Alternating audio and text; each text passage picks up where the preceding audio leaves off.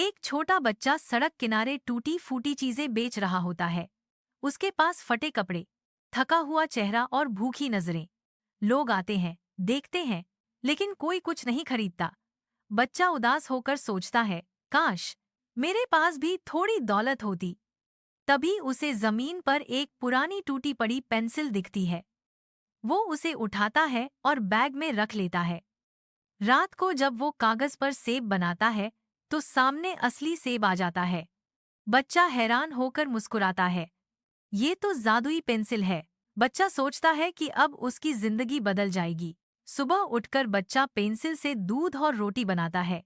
सामने असली दूध और रोटी आ जाते हैं। वो खुश होकर खाता है। फिर वो नए कपड़े, जूते और खिलौने बनाता है। धीरे धीरे उसके पास सब कुछ आ जाता है, खाना, कपड़े, पैसे। गांव के लोग चौंक जाते हैं कि इतने गरीब लड़के के पास अचानक सब कैसे आ गया।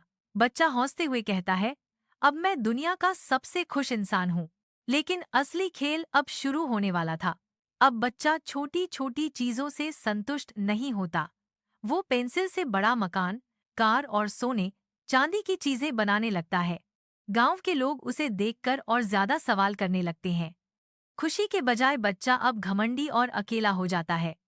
एक दिन वो सोचता है, क्यों न पूरा पहाड़ सोने का बना दूं?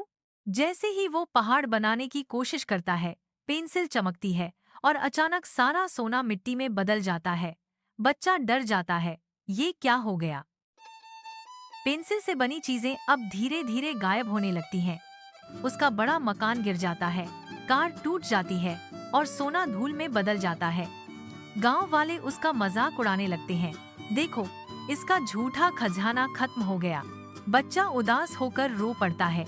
वो पेंसिल को देखता है और सोचता है, शायद मैंने लालच कर ली थी, तभी ये सब हुआ। बच्चा पेंसिल को आखिरी बार उठाता है और कहता है, अब मैं इसे अच्छे काम में ही इस्तेमाल करूंगा। बच्चा पेंसिल से गरीब बच्चों के लिए खाना और किताबें बनाता है। वो दूसरों की मदद करने लगता है। धीरे धीरे पेंसिल की चमक कम होने लगती है और फिर गायब हो जाती है।